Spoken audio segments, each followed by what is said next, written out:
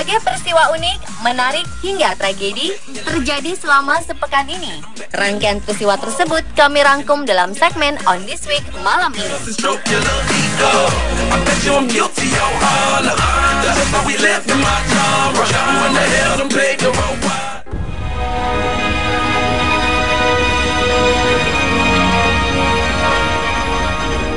Pria bernama Luis Geraldo dos Santos tidak pernah menduga saat ia pulang ke rumah dan melihat rumahnya hanya tinggal setengah. Pria berumur 52 tahun tersebut bengong setelah mantan istrinya mengambil uang kompensasi atau ganti rugi atas tanah yang akan dipergunakan untuk Rio Olympic Park. Ia adalah salah satu dari ratusan warga Villa Autodromo, sebuah komunitas yang terletak di tepi situs Olympic Park. Tahun depan, lokasi ini akan digunakan untuk pesta olahraga di Rio de Janeiro, Brazil. Lingkungan tempat dia tinggal, beberapa di antaranya terletak di dalam denah Olympic Park yang direncanakan dan telah ditandai untuk pembongkaran oleh Dewan Kota Rio. Beberapa telah menerima penawaran ganti rugi, sementara yang lain bertahan termasuk Luis. Luis yang berprofesi sebagai tukang batu ini mengatakan pihak berwenang menawarinya hanya 20.000 pound sterling atau sekitar 320 juta rupiah untuk rumahnya tersebut. Namun ditolaknya karena jumlahnya sangat murah. Ayah 3 anak ini tidak pernah membayangkan apa yang akan terjadi ketika mantan istrinya memutuskan untuk mengambil tawaran tersebut. Saat tiba, ia terkejut. Rumah telah terbelah menjadi 2, namun tak ada yang bisa dilakukan olehnya.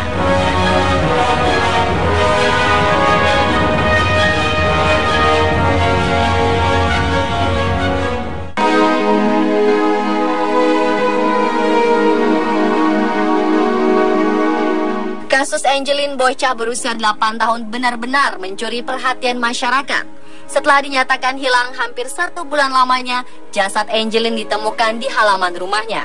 Agus, lelaki asal Sumba, Nusa Tenggara Timur, tersangka pembunuh Angeline, nekat menghabisi nyawanya untuk menutupi kelakuan bejatnya usai melakukan pelecehan seksual terhadap gadis kecil tersebut. Sebelum dilecehkan, kepala Angeline dibenturkan ke lantai oleh Agus.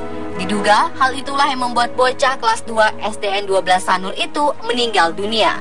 Agus melakukan perbuatan itu di lantai 2 kediaman ibu angkat Angeline, Margareta. Takut perbuatan bejatnya diketahui Margareta, lelaki yang baru 1 pekan bekerja di rumah Margareta memutuskan untuk mengakhiri hidup Angeline. Agus melakukan pelecehan seksual terhadap Angeline pada malam hari saat Margareta tidak ada di rumah di Jalan Sedap Malam, Sanur, Denpasar. Saat kamar Agus digeledah, ditemukan palu dan kaos berwarna putih yang ditemukan ada bercak darah. Selamat jalan, Angeline.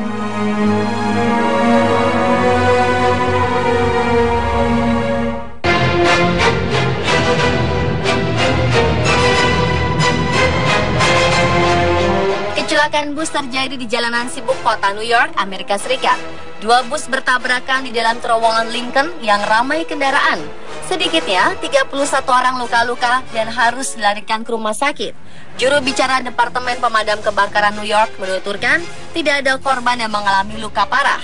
Kecelakaan ini terjadi pada Rabu pagi sekitar pukul 9:30 waktu setempat, ketika sebuah bus transit dari New Jersey menabrak bagian belakang bus tur yang membawa para pelajar asal Kanada.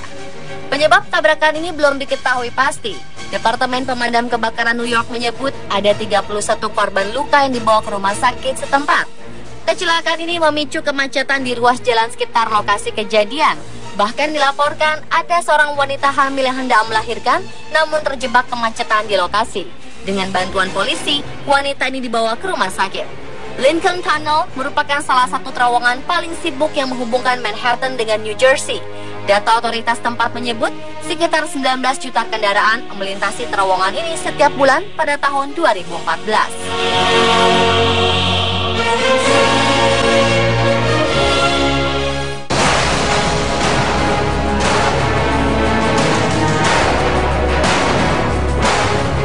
Samuel Bishop dari Plymouth, Inggris mengalami kerusakan otak permanen setelah berusaha mengakhiri hidupnya tahun lalu. Saat itu pemuda 20 tahun tersebut mencoba bunuh diri dengan menghirup karbon monoksida. Beruntung nyawanya tertolong, namun bagian otaknya mengatur emosi mengalami kerusakan, membuatnya menjadi manusia yang tak bisa berhenti tersenyum sepanjang waktu. Semula dokter menyatakan tak ada harapan hidup baginya. Hasil pemindaian otak menggunakan CT scan menunjukkan tidak ada aktivitas di dalam otaknya. Setelah 1 minggu dalam kondisi koma medis di unit perawatan intensif rumah sakit Gary yang menunjukkan tanda-tanda kehidupan. Saat mesin pendukung kehidupan dimatikan, ia mulai bernapas dan menggerakkan lengannya untuk pertama kali pada awal Juni 2015. Ia bisa membuka matanya dan mulai berbicara dengan dokter pada hari ke-13 setelah dirawat. Sam, begitu ia biasa disapa, diharuskan melakukan fisioterapi selama beberapa bulan. Namun keanehan terjadi pada wajahnya. Bibirnya selalu menyunggingkan senyum sepanjang waktu tanpa ia perlu repot menarik ujung bibirnya ke atas. Sam mengatakan ia ingin bunuh diri karena merasa tak bisa lagi berdamai dengan dirinya. Ia mengaku menjadi korban pelecehan seksual selama 3 tahun ketika masih kecil. Ia pun mengakhiri hidupnya. Ia mengunci diri di garasi dan mulai menyalakan sepeda motor dan menghirup karbon monoksida.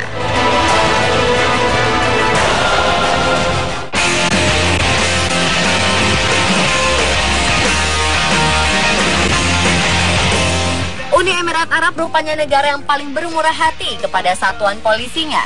Di negara itu para petugas polisi dipersenjatai dengan mobil-mobil sport super mewah untuk berpatroli di jalanan.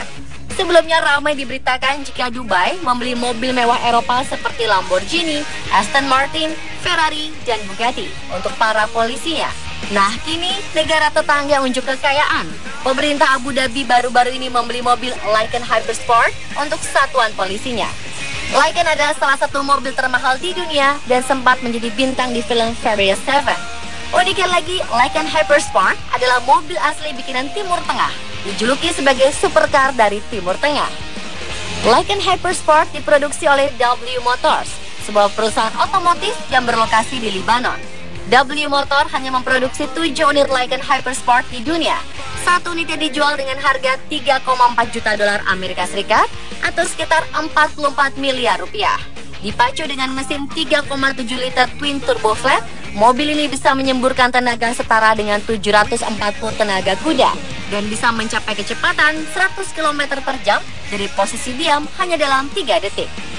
Selain kekuatan yang dahsyat, Lykan Hypersport dijual dengan harga selangit karena perhiasan berlian yang dipasang di 2 lampu depan mobil tersebut.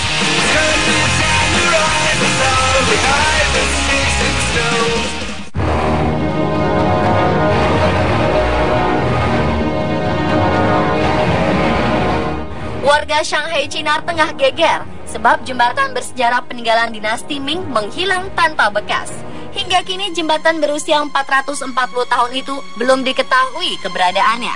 Tak ada jejak sama sekali di mana jembatan yang dibangun sekitar tahun 1575 itu.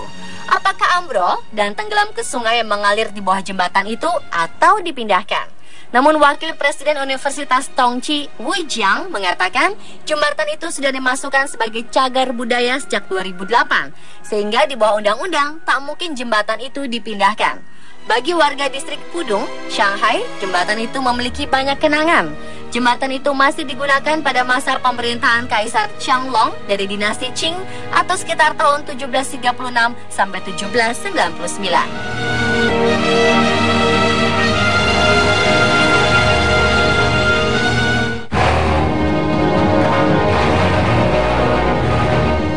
Sejumlah dokter di Cina sukses mengeluarkan 420 batu dari ginjal seorang pasien. Pasien bernama He itu harus menjalani operasi bedah selama 2 jam di rumah sakit kota Tungyang, bagian timur provinsi Zhejiang untuk mengeluarkan semua batu ginjalnya. Dokter di rumah sakit mengatakan ratusan batu dalam ginjal He amat mungkin terbentuk karena dia sering makan tahu dan kurang minum air. Produksi dari kacang kedelai, khususnya tahu, mengandung kadar kalsium yang tinggi. Kalsium yang begitu banyak tidak bisa dicerna dan dikeluarkan tubuh tanpa air dalam jumlah cukup.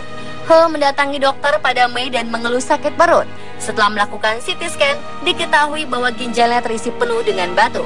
Dokter mengatakan bila He menunda operasi bedah lebih lama, ginjalnya harus diangkat. Walau 420 batu ginjal adalah jumlah yang banyak, jumlah itu belum mendekati rekor dunia.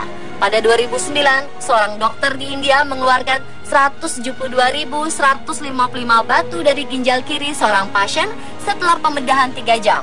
Catatan itu masuk Guinness World Records.